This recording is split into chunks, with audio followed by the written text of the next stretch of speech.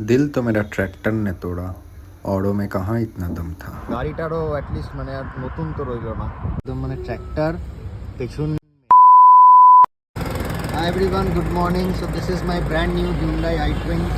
আজকে আস্তে আস্তে একটা কাণ্ড হয়ে গেছে, দেখতে পাচ্ছেন এখানে একটা লম্বা লাইন, আর এটা পেছনে এসে ডিপ ডেন্ট হয়ে গেছে। রিজন হচ্ছে একটা ট্র্যাক্টর দাঁড়িয়েছিল, ট্র্যাক্টরটা হঠাৎ পেছনে আসতে শুরু করে, বেরোতে যাচ্ছিলাম কাটিয়ে, পেছন দিকটা ট্র্যাক্টরের যেহেতু বেরিয়ে থাকে এখানটা পুরো লেগে গেছে।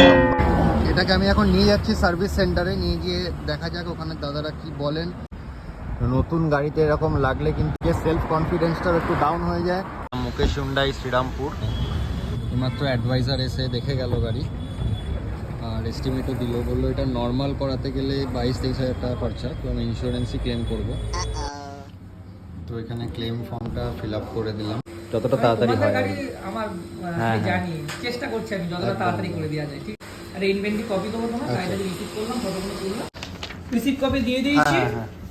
ওখানে গেট এন্ট্রি করে নিয়েছে, আমি দেখছি কথা বলছি, দেখা যাক কি হয়। ঠিক আছে, ওকে ওকে। তো আমরা রিসিভ কপি নিয়ে এখান থেকে বেরিয়ে পড়লাম। আজকে শনিবার, বৃহস্পতিবারের মধ্যে গাড়ি পেয়ে যাব, অর্থাৎ সোম মঙ্গল বুধ বৃহস্পতি 4 দিন।